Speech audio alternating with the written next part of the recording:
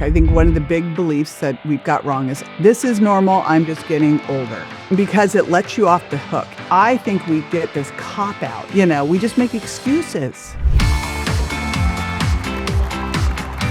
Welcome to the Thought Leader Revolution with Nicky Billou. Join the revolution. There's never been a better time in history to speak your truth, find your freedom, and make your fortune. Each week, we interview the world's top thought leaders and learn the secrets of how they built a 6 to 7 figure practice. This episode has been brought to you by eCircleacademy.com, the proven system to add 6 to 7 figures a year to your thought leader practice. Welcome to another exciting episode of the podcast, The Thought Leader Revolution. I'm your host, Nicky Billou, and boy, do we have an exciting guest lined up for you today. Today's guest is one of the world's leading thought leaders when it comes to entrepreneurship, nutrition, longevity, and wellness. She's a 4-time New York Times bestselling author of such books as The Virgin Diet, The Sugar Impact Diet, and Warrior Mom. She has built a multi-million dollar personal brand around health, longevity, and nutrition, and serving her fellow human beings. I am speaking, of course, of none other than the one, the only, the legendary JJ Virgin. Welcome to the show, JJ. How are you? Good to be here. Good to have you here. So, JJ, why don't we start by having you share your backstory with us? How'd you get to be the great JJ Virgin? It's interesting. I've been thinking a lot lately about, and you kind of brought it up, you started talking about longevity, but what I've been really thinking about is longevity in business. Of course, I'm fixated on longevity and health, but the two go hand in hand. So I think every entrepreneur, I really feel like true entrepreneurs are born because no one else would choose to do this. Like it's crazy, the life of an entrepreneur. It has been so romanticized, and honestly, it's a daily mindset management, right? Yep. But I've always been entrepreneurial, and I've always been into health, both of them. Like since I was a little kid, I've always been interested in health. I remember checking out diet books from the library when I was a teen, teaching calisthenics. So it has always been my thing. I love two things. I love marketing and everything around that. And I love metabolism and muscle and everything around that. That's fantastic. You're my sister from another mister because I'm also into all things entrepreneurial, and I'm also very much into health. So, JJ, you didn't just become a nutrition expert one day.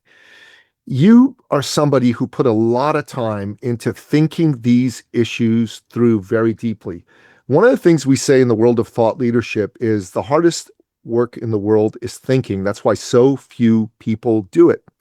So what did you do specifically that allowed you to gain all this knowledge and, more importantly, rise above the crowd of all these other so-called health experts? Those two things are very different. I work with a lot of very, very smart healthcare practitioners. You can be a very smart healthcare practitioner and not have a successful business. You can be a not so great healthcare practitioner and have a very successful business. My big goal with one of my companies, Health Business Growth Collective, is to ensure that the smarty pants have the successful businesses because they don't necessarily go hand in hand, right? They don't. I started out in the world of exercise. Like I love exercise. I feel like it's finally having its moment. Thank God. Because of longevity, you cannot talk about longevity without talking about exercise. It is the single most effective tool we have for increasing health span and strength span. So I'm really thrilled about all that attention. But of course, here I got all the way up to doctoral school at USC and finally started taking nutrition classes. The crazy thing in the world of exercise science is that exercise science and nutrition science are not side by side. They're in different areas. You don't study both. Isn't that weird that you would not study nutrition when you're studying exercise? It makes no sense. So at the time I was in graduate school, most of my focus was on biomechanics. And I was literally reading Shape magazine and different types of Cooking Light to try to get information on nutrition. That's when I went, I need to learn this. And what actually went down was here I was in doctoral school. I'd run out of classes to take in exercise science. I literally was taking a writing class in the dental school. I had no more class. I'd taken so many classes because I'd gone from Cal State Northridge over to University of Miami. Now I'm over at USC. And kind of got my little sniff of nutrition and I realized, oh my gosh, there's so much to learn here. And so I dropped out of my school there and started studying nutrition. And then nutrition led me down the path of functional medicine. And I'd say the thing with the whole academic side of things and research side of things is you're never done there. And in fact, when you really look at longevity in a career, you have to stay so excited, so pumped, so passionate about what you're doing, and learning keeps you doing that. Now, learning can also keep you safe in that I see a lot of healthcare practitioners that spend their lives at clinical conferences and they never study how to have a better business. That's right. And, business is not magic. Like you actually have to know how to do things, right? And so you need both. But one of the things I think that has given me so much longevity in my career is I am more excited about what's coming out in the, field of exercise and nutrition now more than ever. Like there's so much cool stuff, right? So, it's interesting what you said about business. And there's a lot of people that seem to have an allergy to the business side of things and an allergy to sales. I call it a sales allergy. The very idea of sales makes them just get weird. They don't want to be seen as pushy. They don't want to be seen as one of those people that when they walk into the room, they reek of commission breath 10 feet ahead of them. So what do you have to say to somebody who has that mindset? What do they need to do differently in order for them to be able to turn their passion into an actual business that thrives? It was interesting. I was teaching a course called Overcoming Weight Loss Resistance, and it was a 3-day course. And the last day was marketing and sales. And I remember this woman came up to me and like after the first morning session, she says, "You have to stop saying that word." And I'm like, "What?" And she goes, because I'm like going, okay, I wasn't swearing. She goes, "You keep saying sales."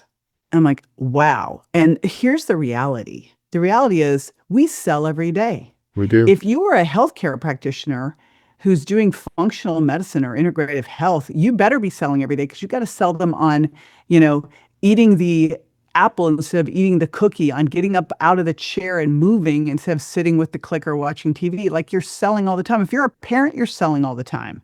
Like we sell all the time. I believe it is your moral duty. Once you know that you could help someone, like if I'm looking at a healthcare practitioner who's drowning in debt, dying in their business, and I know that I've got a better way that pull them out of that and have them having an amazing, fulfilling practice, serving the people they want to serve and making more money, and I don't say anything, shame on me. Amen. It's up to them if they want to save themselves or not. And same with someone, if I'm looking at someone who's asked for help. Now, I've learned my lesson. Do not go up to someone and offer help on their body composition if they didn't ask. Yep. Don't do that ever. Or go to the gym, and if you see them doing something stupid, go and offer to help. They don't like that either. So I don't do that. But if someone is asking for help and I don't offer to help them, knowing what I know, that's just mean. It's like you're doing them a disservice. So I believe that we have a moral responsibility to be able to offer what we do. And then that person can make the decision whether they want to do it or not. Right? So that's one of the single most important things that someone needs to learn if they're running a business is how to package what they have in a way, transformational way that will make the right people say, yes, I want to work with you. And then how to make that offer. You're preaching to the choir with me. I love that you call it a moral duty, a moral responsibility, because I agree with you. I say this to my clients all the time as well. If you are able to help somebody who's suffering, and let's face it, the types of businesses that you're in, that I'm in, that a lot of our clients are in, are the types of businesses where we use our expertise to serve people out of suffering. And if you know how to end that suffering, but you're more worried about what people are going to think of you than you are about ending the suffering, that's insanity, right? Mm-hmm. Well, you're afraid you're going to hear no. Yeah. And I had a friend who used to say, people with mean parents are, probably better salesperson. If the parents always said, because they're used to saying no and they're just pushing through it, right? So just push through it. Like the best thing that ever happened to me was I met this woman. She was a client of mine, and she had a multi-level marketing business with New Skin. Yeah. And when New Skin went into nutrition, she sent me the information on it. It was like the light bulb went on about getting out of trading time for money and building a leveraged business. And so I went and worked with her and studied and learned how to do what she did. But because of that, I'd hear a bunch of no's. I'd never heard no. I was like, what do you mean no? Right? I didn't hear no. And so like learning to be able to hear someone say no, because the reality is if you're making an offer to someone, the last thing you want is I'll think about it, which is no. Yeah, You that's just want right. a yes or a no. You want the right people to say yes and the people it's not right for to say no, and that's fine. A no is just as good as a yes. The only answer that isn't good is something along the lines of, I'll think about it, I'll get back to you. I got to talk to my dog, my Right. my spouse. Let me have a seance with my ancestors from 2,000 years ago and see what they have to say on the subject. Those are crazy answers. And honestly, one of the things I do, it's not the main part of my business, but I run a men's or a organization, and we have a paid circle within it called the Sovereign Circle. And we invite guests to come check out a meeting. That's kind of our sales and marketing strategy is we invite people, come check it out. At the end of the meeting, I ask all the guests to stay and I ask them two questions. First thing I ask them is, did this resonate with you? Did you like this? They say yes, they say no, or they say something else.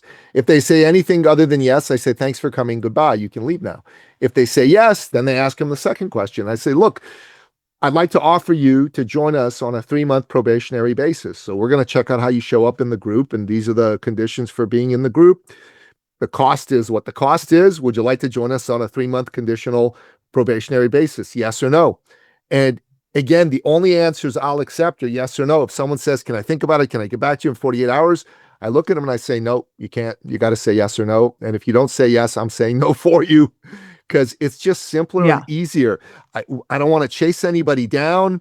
I don't want to have to move after them. The program, it's idiot proof in terms of the price point. It's a no-brainer. If someone's experienced it and it resonates with them, they should immediately be able to say yes. The price point's right. And it works for us. We get about 50% of the people who come who want to join. So that's a pretty good ratio.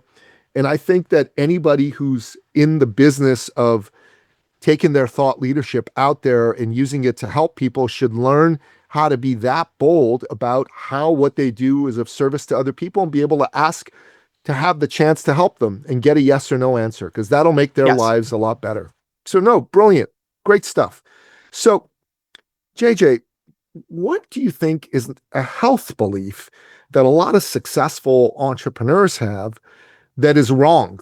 And even though the world is telling them this is a proper belief, you've seen that it's wrong. What's one of these beliefs that you think holds entrepreneurs back?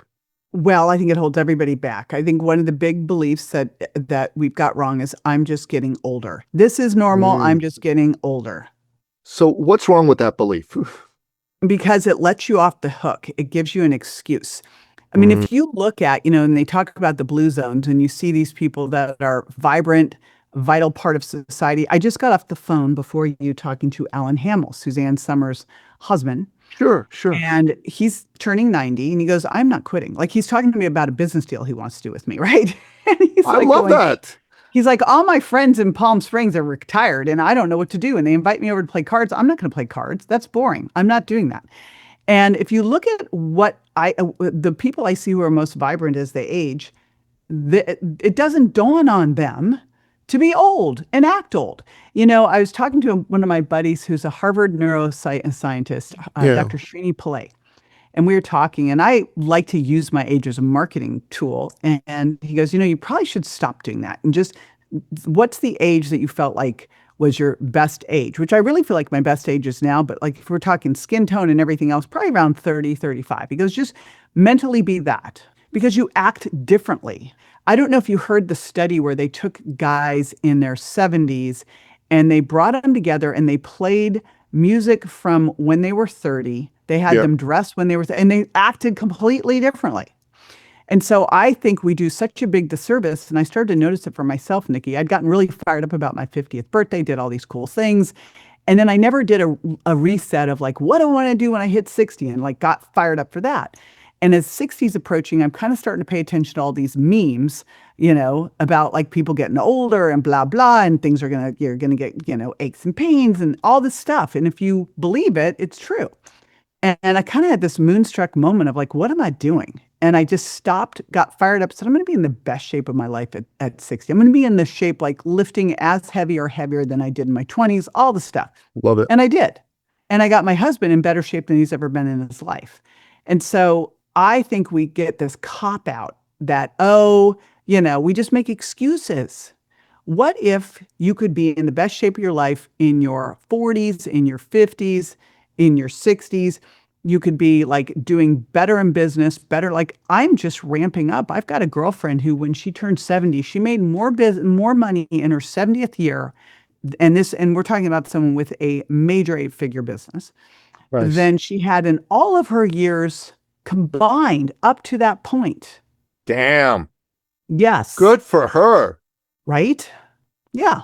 So that's what I want. Like, these are the things.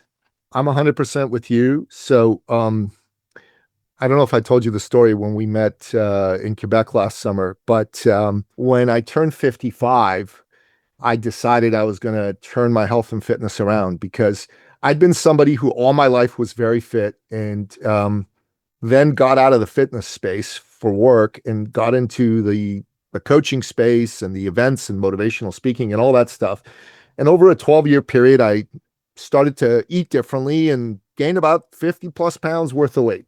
And every year, JJ, I tell myself, this is it. This is the year. You know what to do. You're going to turn it around. And every year I added 1 to 5 pounds. Finally, I realized that I needed help.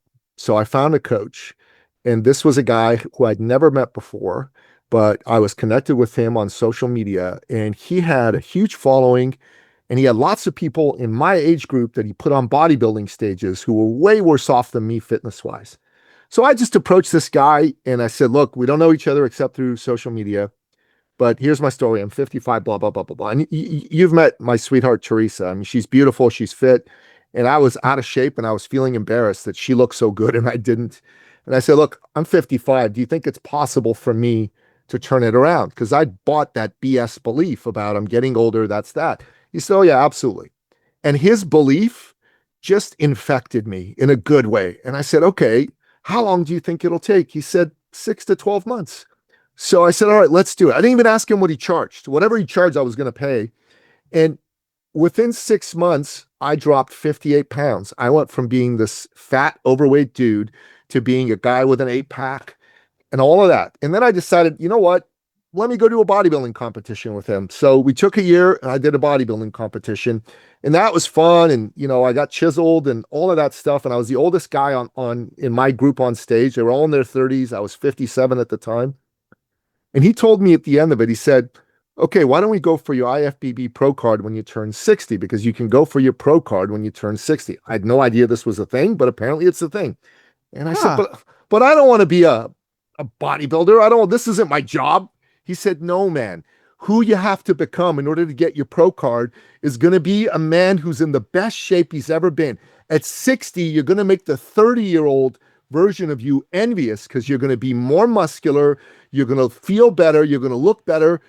And I said, okay, F it. Let's do it. That was in the August of 24. And I didn't know exactly what I was saying yes to, JJ, because I'm following an eating plan every day. I train 6 days a week in the gym with weights, all that good stuff. And he told me about a month ago that when you turn 60, you're going to have to win 3 competitions to get your pro card.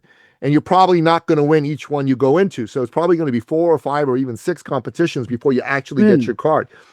And I said, okay, that's cool.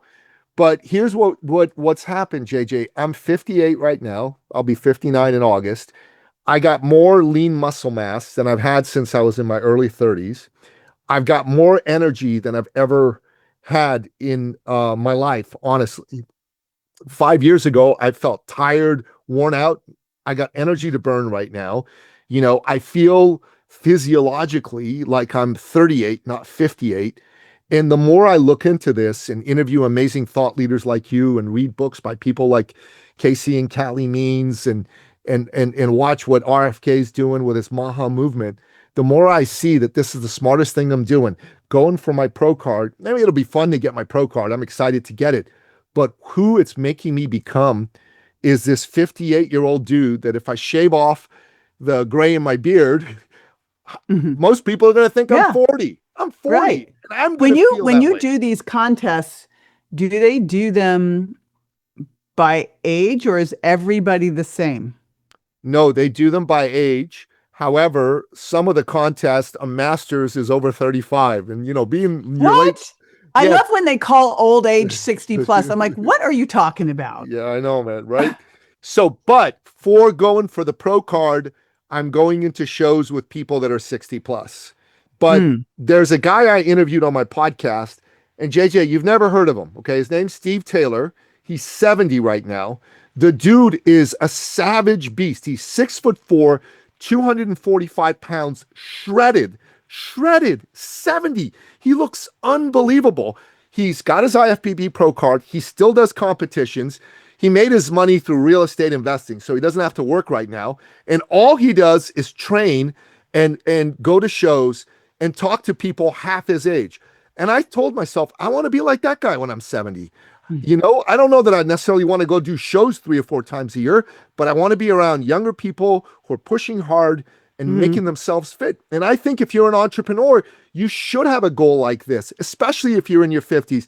Find some big, crazy running thing to do or some crazy bodybuilding thing to do or Spartan race. I had Joe DeSena on my show, the Spartan race guy, and he was talking about that. All this stuff forces you to have a structure to become better, stronger, faster, right? What are your Yeah. thoughts about that? Well, you said something else important there, and I'll give you an example of how we use this. Um, Years ago, I was teaching at a spa, and I took a yoga class while I was there, and got humbled by this yoga instructor. I'm like, all right, fine. So I convinced Tim that he has to do yoga with me, and we started going to LA Fitness yoga class. We think we're great because the best way to do yoga if you're just starting out is go to a lame yoga class where it's mainly men who are over 70, 80 years old. You will look like you're a rock star. So I'm thinking, I'm really good at this, right? And then we go back to San Diego for the summer. Encinitas, California is like the capital for yoga. We go to a yoga class. I'm just paying attention to the fact the yoga class is near where our Airbnb is. I don't pay attention to what it is.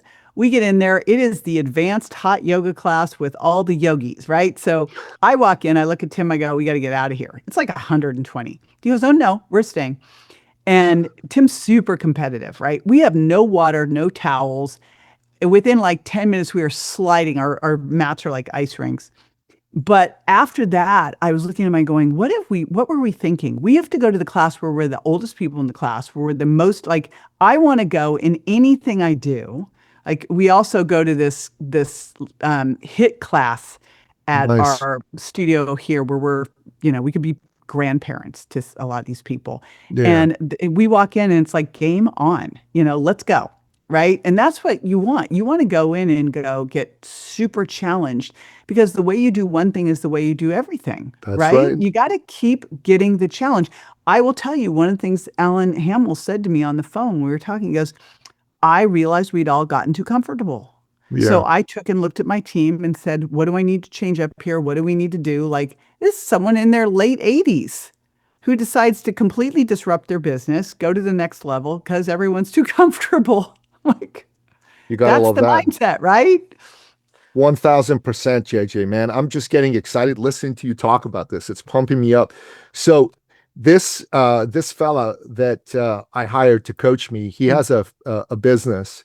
He's got 15 coaches working for him. He's got a facility in Toronto where you can go train with one of his coaches and train with him or with him or on your own. And on top of that, he's constantly putting people on bodybuilding stages. He's 37 years old. They probably have 1,200 clients in his business that they work with, and they are rock stars. My two sons trained with him back in 23, 24. My oldest son graduated high school. He was 18 at the time. He was all set to go to university to study kinesiology, et cetera. And he was a star athlete, captain of the soccer team, won the championship for the school first time this century in soccer, all that good stuff. Halfway through the summer, he tells me, Dad, how would you feel if I don't go to university and I just work here full time? And then he starts selling me on it. Kid's good. He goes, look, you're going to save all the money you have to spend on me going to college here in Canada, right? I'm going to save you 30, 40 grand a year. And I'm going to be a net contributor to the family finances, blah, blah, blah. I said, okay, kid, try it for a year. Anyways, JJ, he does this and I become his first client. So I tell Amber, I said, you can coach me, but in the gym, I'm going to work with my son, to help him get his business started, plus to spend time with him. So this kid's 20 right now. He's been doing this for almost 2 years. He's an absolute chiseled, savage beast. He's got 80 clients inside his little business within a business. And JJ, I don't think he took a day off until 3 weeks ago when Amber forced all of the trainers to take 1 day a week off and fit all their clients into the other days. But even that day, he doesn't take it off. He just works. He works Christmas Day, his birthday, Easter Sunday, you name it. And I just love that this kid's 20 years old. He's physically fit. He's making his own money. He was able to buy a brand new car for himself in cash, not have to ask his mom or me for any money. I love that. And I just hope he continues this all throughout his life because I think it's a beautiful way to live. Yeah. Yeah. Fantastic. And yay for you for not Thanks. pushing him to do the traditional old thing, right? Thank you. Like that's to me the biggest part is parents listening and going, give it a shot. Listen, if he feels he's got a path, I want him to go for it. And he is on a path right now. I couldn't be prouder of the kid. He's well on his way. It's a beautiful thing. It's a beautiful thing. JJ, let's pivot a little bit. You've spent like decades studying health and aging and longevity. What do you believe is the difference between living longer and living younger? Movement. Actually, I'll tell you something interesting. And it's something Mark Hyman shared with me that helped me have that moonstruck moment in my late 50s is that people who are excited about aging live 7.5 years longer than people who aren't. I truly I am having the best time of my life now. I wish, I'm like, had I known this, I would have wanted this. Like I look at my 20s and my 30s and my 40s, and really my 30s and 40s were such a grind and young kids and like divorce and just, you look at it and go, how did I make it through all of that? And Sure. now things are amazing. It's like amazing. The opportunities, it's so fun. There's so many incredible things. And there was a brief time in there where I was like going, am I still going to have opportunities? Am I aging out? And all of a sudden I went, what if age was your biggest advantage? Because if you're taking great care of yourself and I think it's so much easier in your 50s and 60s and 70s to stand out because most people are phoning it in. If you are the one who's doing the push-ups and pull-ups and squats at the gym, who's running the stairs, who's doing all the things, who's, just saying, I'm going to be in the best shape of my life. I'm going to be working out with 20-year-olds and I'm going to keep reinventing myself, keep falling in love with my career, keep seeing bigger visions for what I want to do. Like all the competitions left. They retired. It's great. It's fantastic. So, and the smart people who are out there working, who are younger than you go, I really need the experience that you have because nothing can replace doing the reps. Nothing. You might be a really smart 20 or 30-year-old and really good with everything going on with AI and all of that. But you know what? There's the reps of all the life experiences that you have that nothing can replace. I wholeheartedly agree with you. And it's interesting that you said that about younger people that are smart looking at people that are in their 50s and 60s and saying to them, I really need the experience that you have. So I'll tell you the story of a couple of my young clients, because I got a couple clients in their late 20s and early 30s. And this one fellow here in Toronto. He owns a painting company, and he's looking to go out there and do a lot of speaking and create a coaching platform to coach young men who are getting into trades on how to create successful trades careers and trades businesses and all that stuff. And this kid is articulate. He's fun. He's cool. He's a little different from some other tradespeople in that respect, right? And he was he was phoning it in with sales, right? So when there was a lot of sunshine, he'd make a lot of hay, but we live in Canada, right? Toronto. It gets pretty cold in the Mhm. winter, right? So he doesn't want to go out there and chase down that painting business. And there were a couple months that he had literally no money coming in, right? And he wasn't telling us, so I didn't know. And then one day he calls me and he goes, "Oh my God, I don't think I can pay my fee this month." I'm going, "What are you talking about?" He says, "I don't have any money coming in. I either got to pay my employees or I got to pay you, and I got to pay them first." And I looked at him and I said, "Kid, what if you could do both?" He says, "What do you mean? What if I could do both?" I said, "You're like trying to get away from getting good at selling. You are in a business where selling's got to be your number one job all day, every day." So I said, "I'm going to coach you. We're going to figure this out. I'm going to do a daily coaching call with you. I don't do any of the one-on-one coaching calls in our company. Teresa does them all because she's way better at it than I am, right? Um, but I said, I'm going to do a daily coaching call with you, and it's all about accountability. And all we're going to look at is what you're doing to get in front of people, to ask for sales, to close sales and whatnot." That was April 12th. From April 12th to today, remember, he had 7 weeks of zero sales. He's done $160,000 in sales. And the main reason is he loves that I call him every day and probe about what about this? What about that? What haven't you done? And it just forced him to go do more and more and more. Mhm. And he was getting small jobs, but then he had a couple of bigger jobs. He was coding on a $27,000 job, a $25,000 job. And people were saying, "I'll get back to you." Don't we love it when people say they'll get back to us, right? And then I told him, "Look, man, I got this training on objection handling. I want you to listen to it 5 times at your desk, take notes. Then I want you to go back to those people and I want you to overcome that objection because that's just an objection." He said, "Really? I can do that?" I go, "You're going to do it. Every day I'm going to check in with you 5 times in the next 2 days." And that was a lot of time because it's about an hour long. He did it. He met with them. Boom, turned both of them around and sold them. And he wouldn't have done that on his own. And I started to realize, what's my little thing that I'm going to talk about? I'm the tough love guy, but I don't like that phrase. I'm the love tough guy because Oh, love. see, I literally say I'm tough love with love. So there you go. I love it. So I say love should come before tough, right? In all this, but I look them in the eye and I look everybody in the eye. And this is when I'm going on podcasts, I'm talking about podcast guesting and I'm saying, look, if you don't sell, you don't have a business and you need to sell and you got to do the work every day. It's like going to the gym. You got to do the reps. The reps in selling are every day. You got to listen to the trainings. Every day you got to do mock calls with other people to practice. Every day you got to be contacting people to get on their calendar or actually having a sales conversation and asking for business, recording it and bringing it to us. And when these kids listen to someone like me, or they listen to someone like you who gives them brilliant advice that on their own they're not going to come up with because they're just going to go for the latest AI thing, that's when their life's going to go from tragic to magic.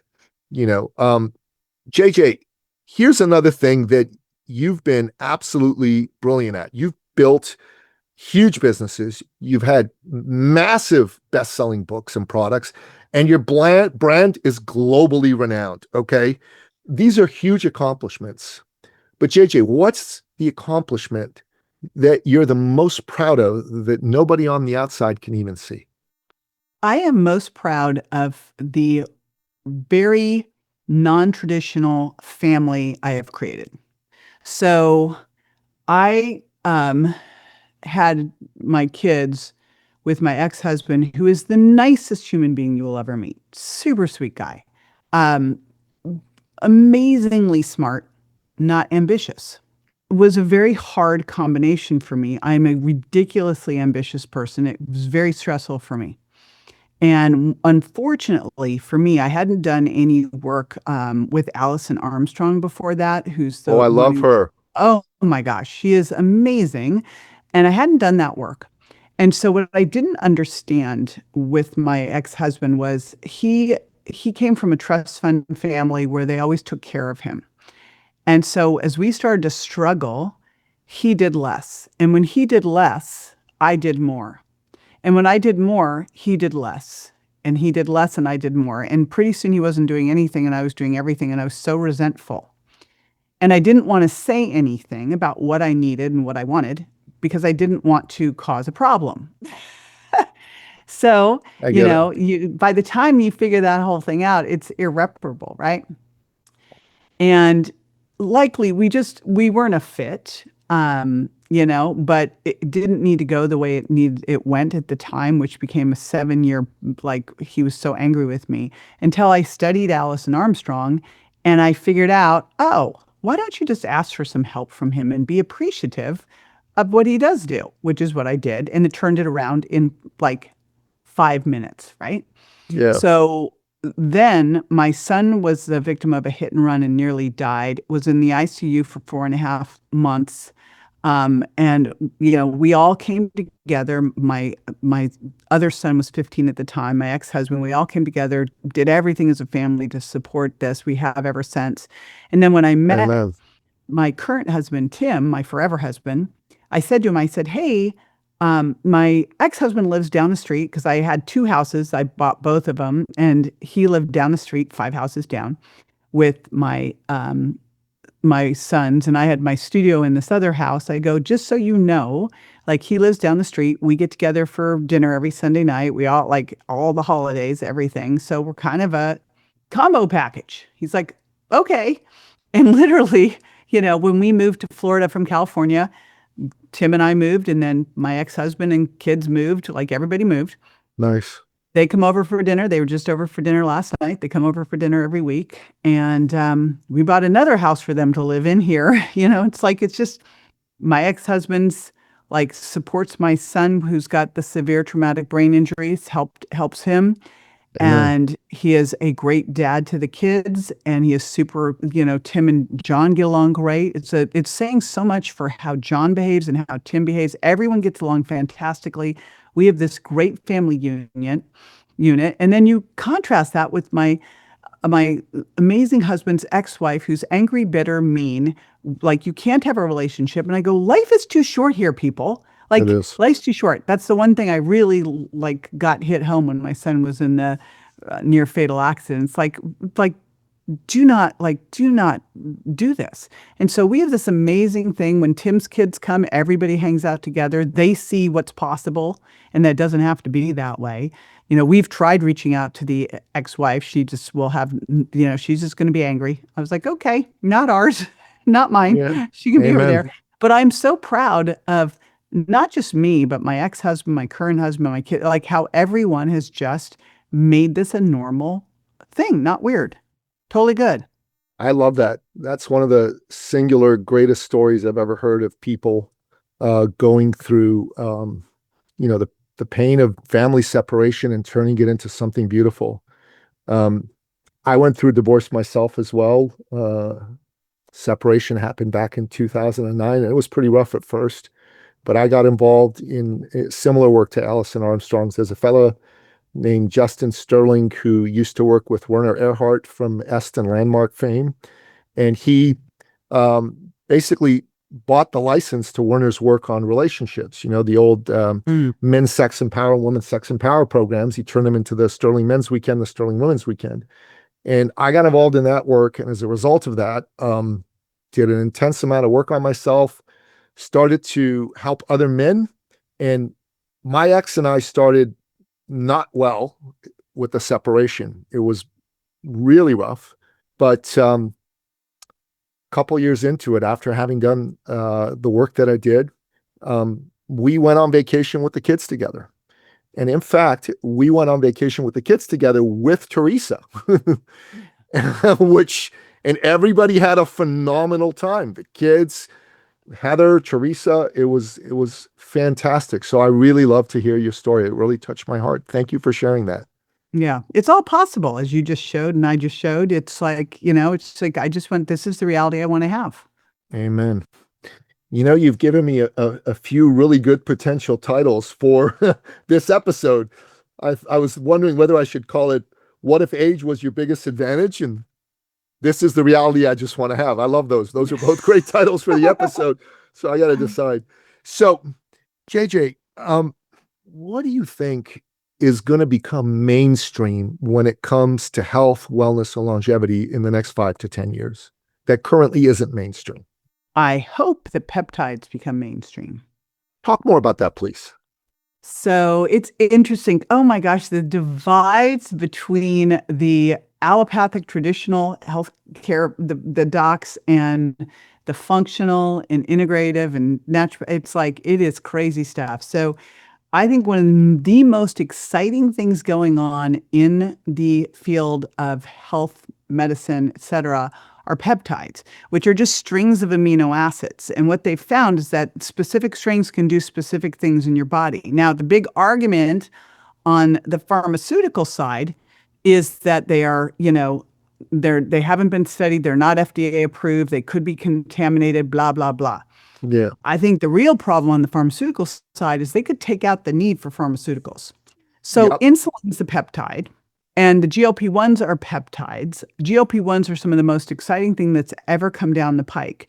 The challenge with GLP-1s is the pharmaceutical companies have made them dosed in too high of a dose for us to really use them in the way they should be used, and have patents on the pens. They are, but if you look at some of the things out right now, like that are, for research purposes only, like GHK, I always do this wrong. It's the copper peptide, and body and BPC 157, and some of the growth hormone secretagogues. They're freaking amazing. They're amazing. And some of the things that are most exciting are things that can help with mitochondrial repair. Now, I've been taking urolithin A from Timeline. That's a postbiotic that helps your body make urolithin. It's a postbiotic that helps your body trigger mitophagy. So it's urolithin A, which your body will make urolithin A from pomegranates in about 40% of people if you eat enough of them. Most of us aren't eating a whole lot of pomegranates, and only 40% of people can actually do this. So instead, you take urolithin A, it triggers mitophagy. We know if you really look at aging, for a lot of it, it's a mitochondrial problem. And now we've got things that can help repair your mitochondria, like SS31 and MOTS-C. So I don't know, these peptides to me are really super exciting. And they've been just kind of underground. Like, I started exploring them when my son had the brain injury to see what stuff we could use. I had to order these ones from Russia, and then I'm like, oh my gosh, I don't even know what the hell this is. I can't do it. I'm not going to inject this. But, there are now some compounding pharmacies putting these things together. And then there's also this whole like negativity around compounding pharmacies as if they're not being, monitored. And I've got enough friends in compounding. They can be searched at any time. They don't have to give them any warning. It's like, they are some of the most, they have to be clean. They have to be doing all the stuff they say they're doing. So I think peptides are really exciting. I know some orals are coming out, some sprays are coming out. I've been using some of the different injections to play around with them to see how I feel. And I think that's super exciting. The other area that I think is really exciting is the whole area of regenerative medicine. Like, if you look at the single most important thing that we have for longevity, it's movement. We are meant to move. If you look at what happens when when you contract muscle, you create your own pharmacy. Like, you reduce inflammation, you boost your immune system, you produce BDNF that helps make new neurons in the hippocampus. You do all sorts of amazing things when you contract muscles, but you have to be able to contract muscles. And if your joints hurt, you can't. And so regenerative medicine, using these biologics, everything from, PRP to exosome stem cells. PRP is awesome. I've done so much of this, and I wouldn't be walking if it wasn't for regenerative medicine. I have a broken foot from when I was 21. They said I was going to have it fused, and which means I'd then have like a fused foot's a problem too. So it doesn't solve, your foot's got to move. So, regenerative medicine has saved me and allowed me to continue to be able to do these things. So I'm super excited about regenerative medicine. I'm super excited about peptides. I know both these things are problems for our healthcare system because regenerative medicine could basically wipe out a lot of the hip and knee replacements and a lot of the different surgeries. There's still going to be a place for those, but hopefully we can cut them way down. And peptides could reduce, I mean, just look at the GLP-1s that everyone's attacking. I'm like, you can get off polypharmacy if you get on a GLP-1. Cool. So I've used BPC 157, and I've just used some of the oral tablets when I had a pretty nasty back injury in the summer. My 20-year-old son seems to take great delight in pushing dad harder than anybody else he trains. And one of the days where we were training pretty hard, my back just went and it wasn't getting better. And a buddy of mine said, "Why don't you try this BPC 157?" I said, "What the heck is that?" He said, "It's a peptide." "What's a peptide?"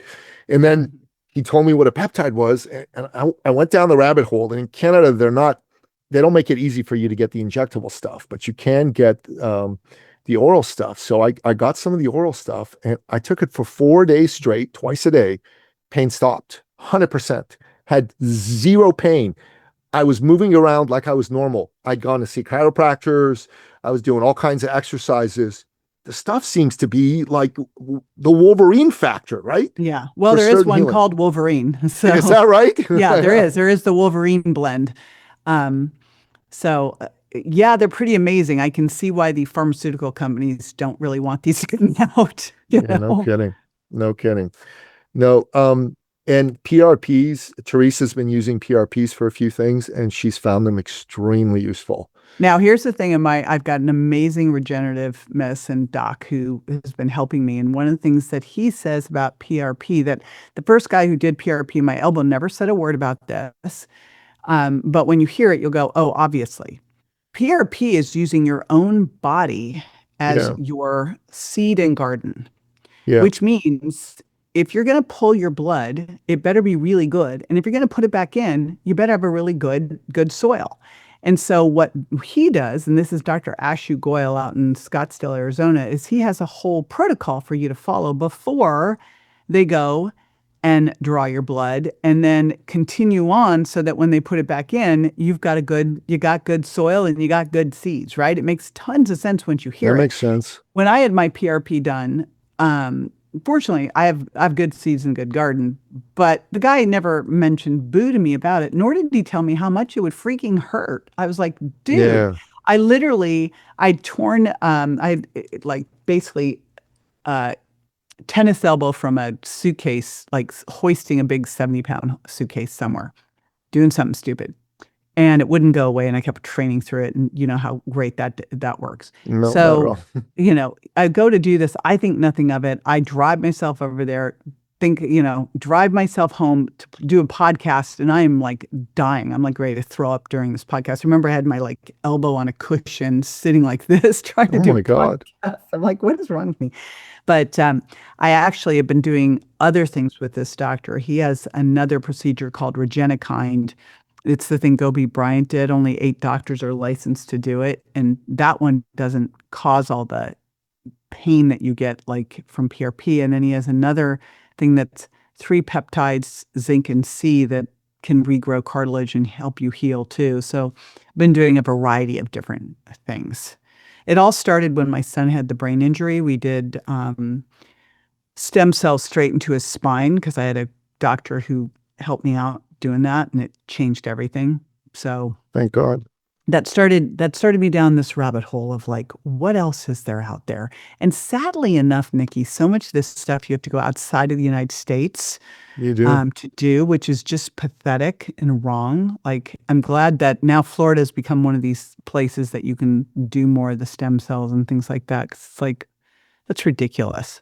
One of your fellow TLC members, Ann Shippey, she's pretty close with Bobby Kennedy. And I don't know how much he knows about all this stuff, but if you put it in front of him, you can probably get Trump to sign an executive order, try and get something going at a congressional level to change legislation to allow for this to happen. Well, they've already worked on some of it. Shippey's one of my very best friends, and they've already been working on the peptide stuff's already been shifting. Good. Here's the big thing, and they've already shifted some of the stem cell stuff here in Florida. We have an amazing Surgeon General in Florida. He's a guy from UCLA, Yeah, yeah. Ladapo. Oh my gosh. I get to meet him this summer and I'm so excited about it. We're speaking at the same event and I'm like That's awesome. so excited about it. Um, but my biggest concern is these things, this administration will pull these things through, and then the next administration, you've got a huge lobby with big pharma and Well, big healthcare. So it's absolutely. pretty hard.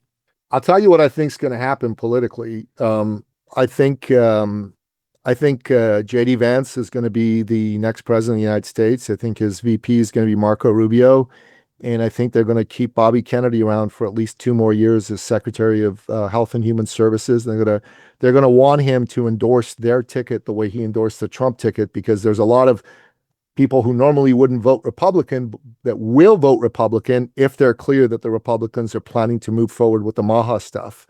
So I think Of that's what's course, the going to happen. Republicans now behave like the Democrats. The Democrats behave like the Republicans. Everything's complete, like all of the old stuff. I'm a libertarian over here, and I remember someone going, "Libertarians are far right." I go, "No, libertarians are down the middle. Like we just don't want a whole lot of government interference. That's our Yeah, point."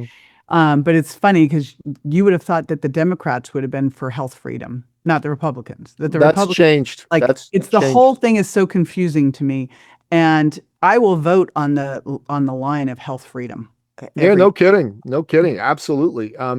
Look, I mean, that's another conversation for another time. I studied politics in school. I went to Georgetown University. I got my master's in international politics.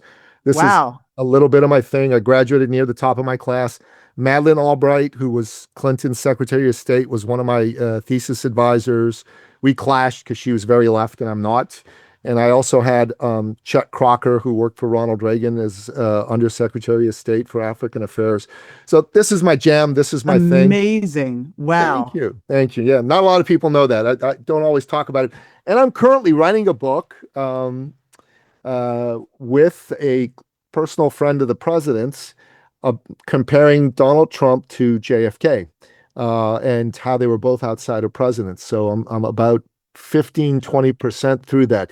It's a thing, man. Those guys are more similar than people would think. Um, my friend who is helping me with this project said on one of his TV shows, because he's got a pretty popular TV show, um, that he believes that if JFK were alive today, he would not be a Democrat. He would be a MAGA Republican. And when I first heard him say that, I'm like, really? These are the first family of the Democrats, right? The Kennedys. They're like, you think the Democrat Party, you think the Kennedy But the family. Democratic Party, all the things that seem to have flip-flopped. No, no, in some ways it's true. But I started to go, so I'm reading, oh, I don't have it up here, but I'm reading a lot of books about Robert Kennedy. John Kennedy right now. I'm reading Ted Sorensen's biography. Ted Sorensen was his key advisor. It's called Kennedy. It's 783 pages, and I'm almost finished. I'm like 680 pages in, and I'm reading the guy's policies, and I have to say, I agree today. JFK today, based on the policy set that he advocated for back then, would absolutely be a Republican and not a Democrat. And that's one of the reasons I decided to write the book. And I thought, hey, maybe we can get Bobby Kennedy to take a look at the book. I got to find somebody who'd be willing to tell him we're doing this and say, would you like to write a forward or an afterward for it? And I'm asking my buddy to see if he can get Donald Trump to agree to write a forward for it. That would be pretty cool. But this sort of thing to me is what all of us should be able to get around. This shouldn't be a partisan thing. It shouldn't be a Republican or Democrat thing. Everybody should believe in great health and everybody should believe in health freedom. And the fact that right now it's become a partisan thing boggles my mind. Yeah. And the one that drives me the most crazy is that we've got the Republican health freedom side, and yet we've got the abortion side on the other side. I'm like, I don't know what to do with any of this, you know? Yeah, like I said, it's another conversation for another podcast because we got to wrap this up. But so, JJ, we like to end off each episode by doing two things. So, first of all, if people want to find out more about your work and what you do, or anything in particular you want to talk about or promote, let's do that first.